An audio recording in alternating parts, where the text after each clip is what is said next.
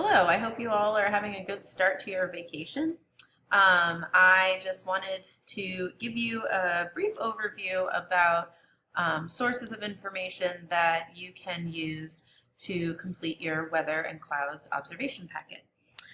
So far this year, or in this unit, we have been taking a look at the role that water plays on the Earth's surface and in the atmosphere.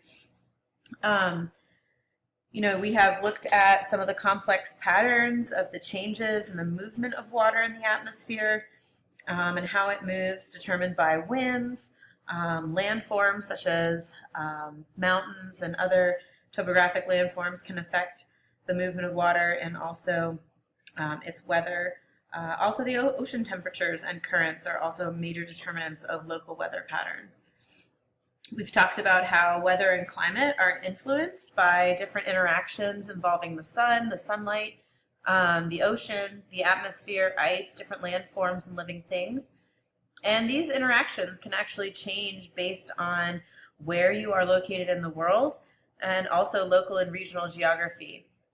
Because these systems, these weather systems are so complex, weather can only actually be predicted by probability. So when you are watching the weather forecast, the models that they've come up with are really just done through statistics and through some use of computer modeling to, determine what is probable or probably going to happen based on the data that they've observed.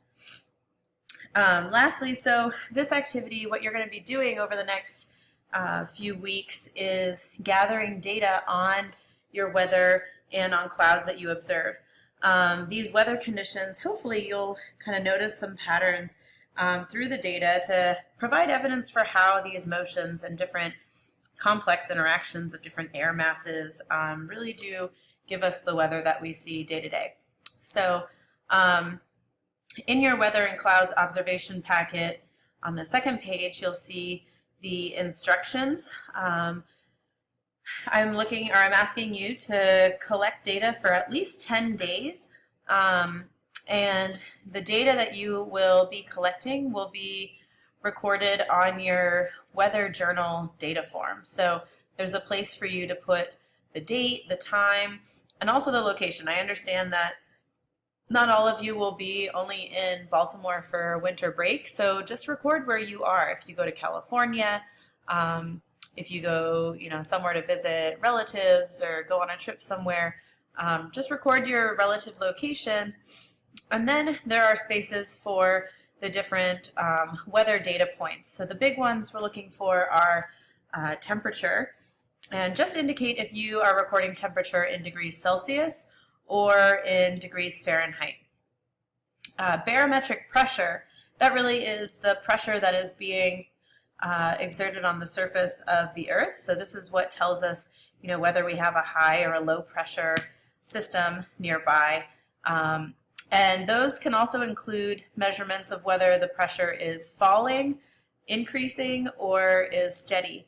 And that can give us some hints into the type of weather that we're going to see. Percent humidity, make sure that you include the percent humidity here. Precipitation type, precipitation amount. So if it's snowing, if it's raining, any sort of precipitation, record the type and the amount in these spaces. The wind speed and direction, this is also helps to give us a clue of which direction different air masses are moving. If it's a warm front, if it's a cold front, they'll be moving in different ways. So wind speed and direction, and I'll show you how to find that information. The last column is a place where you can record your predictions and other observations that you have. If you go on to page 3 in your packet, there is a page, the chart isn't in here because I had to cut it out and copy it, but the weather predictions chart can actually give you some clues as to what might be coming. So you can use that to create your predictions in your journal form. So I'm hoping that you can record 10 different data entries. They really shouldn't take longer than about 5 to 10 minutes each.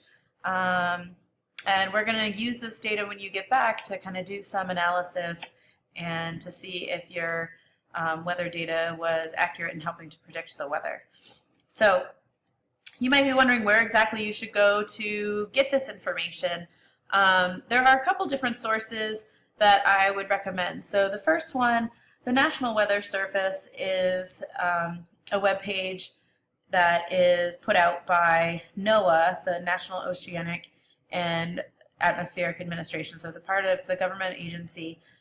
You can enter in your local zip code, and it'll pull up the closest weather stations to you. So we can put in 21208 will give us a location close to the Park School or Pikesville. And then here you can see some of the current conditions. It looks like the closest weather station is in the Inner Harbor.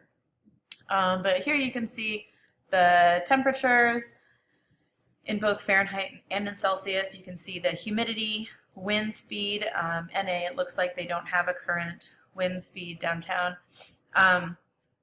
The barometer, that's what's giving you the atmospheric pressure. And there isn't much more information on this page though. So, I mean, there is some good information for the forecast, but what I want you to be recording is really the current weather. So you can check here, and then I also would recommend checking out Weather Underground, so wunderground.com. They also have an app, so if you can download it to your smartphone or to maybe one of your parents' smartphones, and you can use their app. Again, you can put in your favorite or your closest station. See, I can put in, for my current location, looks like a close one is in Howardsville. And then here I can look up for Howardsville or Pikesville. I can open that to see a little bit more detail what the weather is. So here we have current conditions. It looks like it's clear. Temperature 25 degrees Fahrenheit. The winds are southwest to 7.6 miles per hour with gusts up to 14 miles per hour. Again, the pressure, it looks like it is 30.1 or 30.10 inches. Another data point is the humidity, so 28%. And rainfall current is 0 inches, so no precipitation today. So this is kind of the general gist of what you will be recording. As you may have noticed in my classroom, though, we do have a WeatherBug weather station on top of the school. So if you wanted your location to be the Park School of Baltimore, you absolutely could use that, and you can monitor the weather here. But I think it would be fun to, find a location nearest you wherever you are during winter break. So that is the general gist. Let's see, what was... so if you do check out these different pages, just make sure that you are only recording the current weather. You should not be recording the projected or the forecasted weather. So just make sure that when you log in, or if you're watching the news or trying to find a source for current, it's the current weather. So what's going on now? If you have any questions, feel free to email me over break.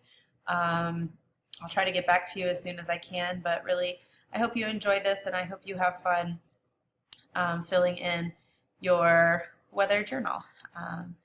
Happy Hanukkah, Merry Christmas, Happy New Year, and see you in 2017.